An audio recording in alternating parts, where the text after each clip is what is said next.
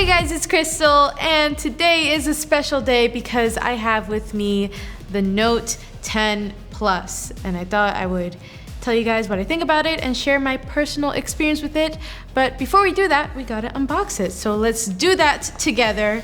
The box in front of it has a blue pen, so I'm guessing that this is the blue colored one, but I don't know. I hope I get the one with a lot of rainbow on it, as I've been seeing in the pictures. Here it is. Oh no, this is definitely the holographic one. Wow, this is very rainbow. We got 3 cameras on the back and 1 in the front. I see those classic AKG headphones in here, earbuds. And here is the brick. So this is actually a 25-watt charger. And what gets even crazier is that the phone can support up to 45 watts. So you'll get even extra fast charging. Little USB-C to USB-A adapter. Nothing else in here, probably just another adapter. So update, this thing that I didn't know what it was a second ago, it's actually a pen tip replacer kit. Yeah. All right, got through all the steps of setting up, and here it is, ready to go. Man, this display, Samsung displays, I always say this, they're always very vibrant and punchy, and this is just like that. It's nice AMOLED 6.8-inch display, I believe. And look, the little camera on the top, the front-facing camera, is a little dot. Future Crystal here, and I know things are a little confusing this year because there's 2 different notes that you can pick up, the 10 and the 10 Plus. And even though they do share a lot of similarities, here are the main differences. The biggest difference is obviously the screen size. With the Note 10 Plus, you get a bigger screen and high resolution, 6.8 inches on the Note 10 Plus and 6.3 on the regular Note 10. Now, because of the hole punch and the lack of bezels, it's kind of interesting with the smaller Note 10 because it's essentially keeping the same screen size as last year's Note 9, but with a much smaller body. You do, of course, take a resolution hit, but if you wanted all of those Note features, mainly the S Pen in a smaller device, it's pretty cool that you get that option now. Processor-wise, they're the same, but when it comes to performance, you get a crazy 12 gigs of RAM on the Note 10 Plus and 8 gigs on the Note 10. You do have the option to bump up to 512 gigs of storage on the Note 10 Plus with the ability to expand via microSD, which you can't do on the smaller Note 10. Battery-wise, there is a pretty substantial difference from 4,300 mAh to 3,500 on the smaller Note 10. And while I haven't spent that much time with the smaller Note 10, the Note 10 Plus has been amazing with battery life, giving me well over a day of use. But what is cool with the smaller Note 10 is that you get the same 45-watt fast charging and reverse wireless charging, which is awesome. When it comes to the cameras, they're pretty identical between the two because they both share that same 10-megapixel front-facing selfie camera and that triple camera setup on the back. But the Note 10 Plus does add an extra sensor that Samsung is calling depth vision, which is supposed to give you better depth in photos and gives you the ability to do things like scan 3D objects in real life, which is kind of crazy. Of course, the thing that makes this phone the Note is the S Pen. So let's take a look at it, shall we? Oh, it's blue, just like the box. That is a beautiful little pen. I always wonder, do these things like change a lot over the years? They look exactly the same. Oh, except this, slightly designed differently on the bottom. Doesn't have the Samsung logo, but overall, very similar S Pens. What happens if I put the purple one in here? I won't do that, just in case. Feels great. I'm a lefty though, so let's try with my left hand. This is nice. This is really nice. Oh, this is an AR doodle. I drew a mustache on my face. But if I circle my face, this is so cool. It follows your face. AR doodle. This is just so great. It just tracks it everywhere I go. Can I still draw while I'm recording? Wow. Now I have a scribble face. So AR Doodle is really fun, probably one of my favorite features with the S Pen. And speaking of the S Pen, that's really one of the main reasons that you'd be interested in a Note. So as far as what you can do with the S Pen, since we're talking about AR Doodle and the camera app, Samsung added a lot more control over your camera in the camera app with all these air actions for your S Pen. And we already saw the ability to take a photo with a click of a button, but now you can do a whole lot more by just waving your pen in the air and holding on the button. You can swap cameras, go to the different modes. You can do things like zoom in and out with the camera by just drawing a circle in the air. Personally, I don't know how often I'm gonna use that. It's a little silly making you wave your hand in the air like you're out there on the Disney Channel. Really, the most useful feature out of all that, again, is the ability to snap a photo with your pen. And it isn't a reason to upgrade if you're coming from a Note 9, but it is something to consider if you're looking for something more or different from the Galaxy S10. You of course have all your other S Pen features, like being able to draw, take a quick note. Probably my favorite is just taking the pen out and drawing on a blank screen, but there's so much more that you can do and go in depth with. So if you want to see how far you can really push that S Pen and some tips and tricks too, Jonathan Casey has a great video on that I will link down below. Now going back to the color of this phone, I know Samsung has been getting a really tough time with the Note 10 because there really isn't many huge differences to set it apart from previous Notes. And I know it's silly, but I feel like the color alone really makes it stand out from even the Galaxy S10 because it's such a unique color, and I feel like Samsung's really good with that every year, just bringing us unique colors, and this is definitely the most unique one yet, this beautiful Aura Glow. So it is absolutely a premium looking phone, but unfortunately with that comes premium pricing. And if you want something to protect your phone but still show off that beautiful Aura Glow color, I want to give a shout out to today's sponsor, Spigen, who have some really great options. They have a huge collection for both the Note 10 and Note 10 Plus. I myself have been using and loving the liquid crystal cases for the Note 10 because of course you still get to appreciate all those beautiful colors. And if you're wondering what this little guy is on this case over here, this is the Ultra Hybrid S with a little kickstand on the bottom, which is a nice alternative to a clear case option. So you get this little kickstand so you can prop it up and enjoy watching videos on this beautiful display.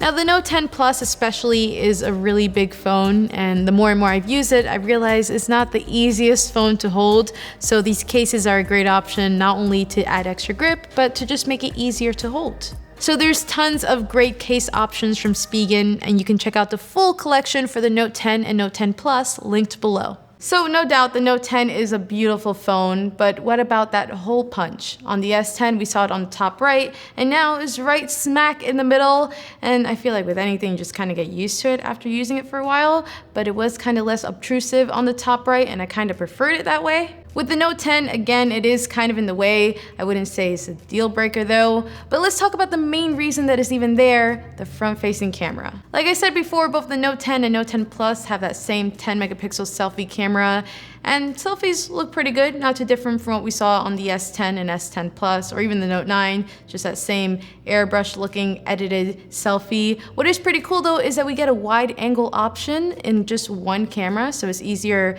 to fit more people in the shot. Always appreciate that. Live focus photos have also improved slightly, but the coolest new feature here is live focus video. This does apply to the rear camera as well, but let's take a look at the front-facing live focus video first. So this is a live focus video test with a lot going on in the background. You can see all these colors, all of this texture going on. There's trees, we're outside. And honestly, I feel like it's doing a pretty good job from what I'm seeing. It's not perfect, like I can see the edge mistakes. My hair is kind of weird here. Some of it's blurred, some of it's not. Overall, it's a cool bonus feature, but I feel like it's too much in its early stages still, where just like live focus photos, it'll get better over time. But for now, I'm not gonna be using it for anything serious, like a YouTube video, maybe an Instagram story or something, but that's about it. It is worth noting with live focus video, it does limit you to 1080p on both the front and rear facing camera, but with the front facing camera, when it's not in live focus video mode, you can get full 4K. And now I'm testing some 4K front facing video, seeing how that does with like a bright background. I'm kind of walking in the shade right now. Also curious to see how the mic quality is and stabilization. I guess we'll see. But it's looking pretty good, like the background. It's doing a pretty good job at staying nice and blue, not overexposed. Ooh, the sun's hitting me. Wonder how that looks. I don't know. I feel like it's shaky, but I guess we'll see. Jumping to the rear camera, starting with live focus video, here's what that looks like. And it seems to be doing a better job than the front facing camera. This is just the stock setting. This is what they call big circle, and it's a little more exaggerated overall. So if I lift my hands up, it's definitely gonna struggle more with that. This is color point, keeps me in color, and everything else in the back is black and white, and it seems to be doing a better job than the last one. Finally, we have glitch, which is kind of a more retro VHS looking, Stranger Things feeling background, and it looks really cool, and definitely overall doing a better job than the front-facing camera, which I feel like is partially due to that depth sensor that we get here. Now, without live focus video, here's just regular 4K video on the rear camera, looking pretty good, and there's actually a new zoom in mic feature on here, where if you zoom into your subject, it'll enhance the microphone and isolate your subject. I'm gonna talk pretty close to the camera right now, but if I go back and gradually zoom in, you should be able to hear me as it's zooming in. Now it seems like I'm close, but I'm really this far back. And if we zoom out, it'll gradually go away from my voice. But I guess we'll see when we play it back how it sounds. And I'm curious to see if we like zoom towards a car to see if it picks up that sound. Work, but I guess we'll see. And I'm gonna walk back and let's see how it sounds. So it works, but it's not that great, and when you zoom in like that, you also lose video quality. So yeah, overall, I feel like people won't really be using this feature. Now, when it comes to photos with that triple camera system, we have that same 12 megapixel sensor with variable aperture, the 12 megapixel telephoto lens, and 16 megapixel ultra wide. And overall, photos look pretty similar to what we saw with the S10, S10 Plus, not too different, looking pretty good. I will say I did take a lot of photos in extreme lighting conditions that were heavily backlit and outdoors. And overall, it seems like the Note 10, Note 10 Plus is doing a better job at keeping it overall balanced. Dynamic range seems to be slightly better, and don't get me wrong, pictures look clear and sharp, but as usual, Samsung photos tend to be a little over-processed, but they do look good straight out of the camera. Live focus seems to be hit or miss. I did get some great-looking live focus photos, but also some not-so-great ones as well. Having an ultra-wide rear camera is awesome, but definitely keep it to landscape shots, not for people, or you'll look pretty silly. Honestly, just like the phone itself, there's so many features packed into the camera, and something that stood out to me was the scene optimizer. I didn't realize at first, but it's really easy to toggle on and off, so a lot of my photos from the beginning of my testing had it off, and after I turned it on, I realized it really does make a difference. And I know the scene optimizer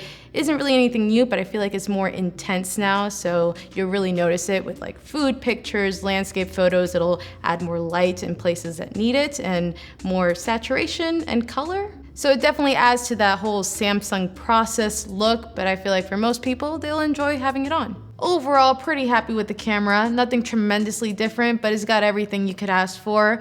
One big difference though, coming from the previous Note 9 or any Galaxy phone really, is the power button is now on the left side. It has been taking me some time to get used to it, but once you do, the benefit is that there's no Bixby button anymore. And you still can access Bixby through the power button, but you can also completely get rid of it and launch any app that you want through there. So Samsung is listening. One new feature exclusive to only the Note 10 for now is that you can access DeX from any PC or Mac. There's a dedicated app now for Windows and Mac, so just one cable, you can plug it into any computer or laptop. And for me, it's not super useful, but for the people who do use it a lot, it's cool because you don't need to lug around a whole extra monitor.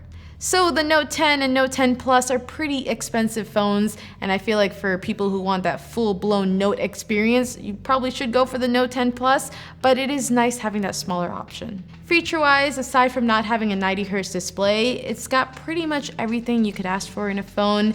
It's not a super necessary upgrade from a Note 9 or even a reason to sell your S10, but if you're coming from anything before that and you really love Samsung phones, you'll really enjoy this phone. If you really love your headphone jack, this might not be the phone for you, but with the smartphone world completely headed that way, there's a ton of great options now. I actually covered a really great pair in my back to school guide, which you can check out right over here. But thank you guys so much for watching. Don't forget to subscribe, and I'll see you later.